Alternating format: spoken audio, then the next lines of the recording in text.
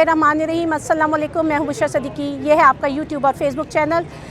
आज मैं खड़ी हूँ सुप्रीम कोर्ट के बाहर। आज बहुत इंपॉर्टेंट समाअत थी, साइफ़र के हवाले से, साइफ़र की अपील के हवाले से थी और कहा यह जा रहा था कि जी आज इसकी भी मअतल कर दी जाएगी। जिस तरह तोशाखाना की सज़ा मअतल की गई है, इसी तरह साइफ़र के में भी मअतली की फ़ैसला आएगा। लेकिन ये समाअत मुलतवी कर दी गई है। लेकिन इससे पहले जो कुछ हुआ उसका अहवाल मैं आपको बताती चलूँ कि आज कहा गया था कि हाई कोर्ट के बाहर तमाम जो इतने भी क़यादत है वो भी मौजूद हो, साथ में कारकुनों को भी बुलाया गया था। तो बाहर जो है आप अभी मेरी तरफ देख रहे थे कि अभी भी नईम पंजूता साहब जो कि आजकल 2-3 दिन हो गए बहुत एक्टिव हुए हुए हैं और लीडिंग मोड में आए हुए हैं और एग्रेसिव मोड में आए हुए हैं।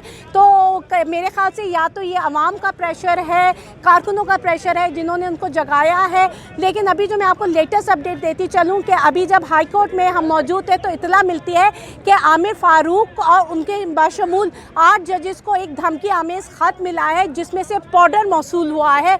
अब वो पाउडर फॉरेंसिक करने के लिए भेज दिया गया है। अभी तक रिपोर्ट मौसूल नहीं हुई है, लेकिन ये एक धमकी हो सकती है। पाउडर भेजने का क्या मतलब है? हाई कोर्ट ने जी आमिर फ़ारूक साहब ने आईजी वगैरह को बुला लिया है। अब इसमें क्या पेशरफ्त होती है, लेकिन ये जजेस का मामला अब रुकने वाला नहीं है। अगर आप उनको धमकी आमेज़ ख़त भेजें तो इसका मतलब ये है कि आप डर गए हो, आप सहम गए हो, इस वजह से उनको चुप करवाने की कोशिश कर रहे हो।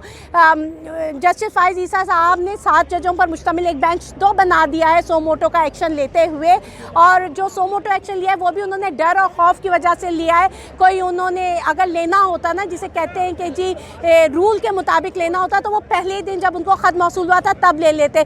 लेकिन जिस तरह 300 वकला ने ख़त लिखा, फिर उसके बाद लाहौर कन्वेंशन हुई, उसके बाद ये न्यूज़ आई कि ये 6 जजेस पटिशन लेकर सुप्रीम कोर्ट जाएंगे और अगर इंसाफ देने वाले इंसाफ मांगने लगे तो फिर आप समझ लें निज़ाम का धरन तख्ता हो जाता है। तो इससे पहले कि वो पटिशन्स लेकर जाते हैं उन्होंने सो मोटो एक्शन तो ले लिया, और जो 7 जजेस का बेंच बनाया वो भी जिसे बंदियाल साहब के दौर में कहते थे ना फिक्स बेंच, तो ये सुपर फिक्स बेंच है कि वो लोग जिन्होंने एतराज़ात उठाया था कमीशन के ऊपर, जिन जजेस ने सुप्रीम कोर्ट के, उनको इसका हिस्सा नहीं बनाए गए सिवाय अतर मनुल्लाह साहब के। मुनीब साहब जो हैं और साथ में आयशा मलिक जैसे जितने ये जैसे कहते हैं ना एक अच्छे जज जिनकी गिरफ्त होती है लॉ पे, कानून पे, फैसलों पर, उन सबको इस बेंच का हिस्सा नहीं बनाया गया है। और आज जो हुआ है कि पहले समाअत शुरू हुई, समाअत 1 घंटे की देरी से शुरू हुई, समाअत मुअत्तल हुई। सारे लोग वहाँ पे मौजूद थे जिसमें सारी लीडरशिप मौजूद थी। असद कैसर साहब, मरवत साहब, पंजूता साहब, फैसल साहब,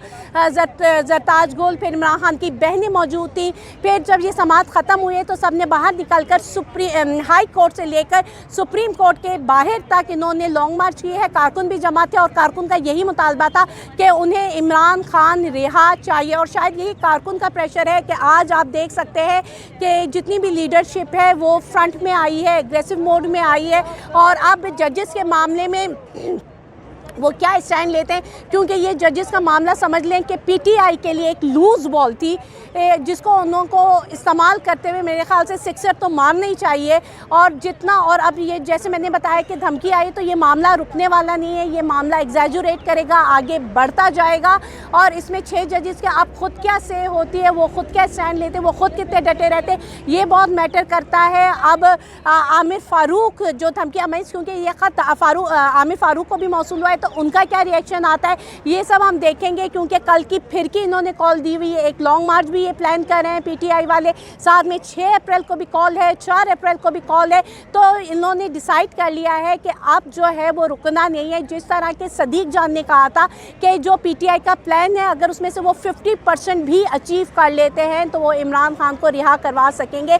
लेकिन ये देखते हैं कि पीटीआई किस तरह आगे बढ़ती है, क्या ये मुत्तहिद हो जाते हैं या फिर आपस में लड़ते रहते हैं। लेकिन ये बात मानने वाली है कि कारकुन का प्रेशर, सोशल मीडिया का प्रेशर वर्क करता है। आज ये जो लॉन्ग मार्चेस निकली हैं, ये सब लोग को यहाँ आकर मौजूद होना पड़ा है, ये आपके सोशल मीडिया का प्रेशर है। और अब लोग खामोश नहीं बैठने वाले हैं, पहले भी नहीं बैठे थे, अभी भी नहीं बैठेंगे। और जो ये हुकूमत कर रही है, अगर मैं काफ़ी सारी बातें जो मेरी आज वकला से भी बात हुई है, मेरी पुलिस वालों से भी बात हुई है, तो वो यही कह रहे थे कि ये मार्शल लॉ नहीं है, ये एक मार्शल लॉ से भी एक एक्सट्रीम लेवल का मार्शल लॉ भी लगा हुआ है जिसमें ना लोगों की इज़्ज़तें महफूज हैं, ना जानो माल महफूज है। बल्कि एक लीडर है, नाम मैं नहीं ले रही, वो कह रही थी कि अगर इनमें इतनी शर्म और हया होती तो आज मुल्की मामलात इधर तक पहुँचते ही नहीं।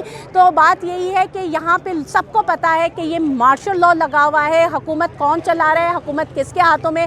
लेकिन बात यही है कि जब आवाम के साथ टकराव होता है तो जीत आवाम की होती है, जीत जमहूर की होती है। तो इसे अगर टकरा कर आप वो एक, अभी हम जिनसे बात करते हैं उन्होंने ये कहा था कि आपने हारना तो है, हर सूरत हारना है, तो क्यों ना आप खुद अपनी हार मानकर पीछे हट जाओ।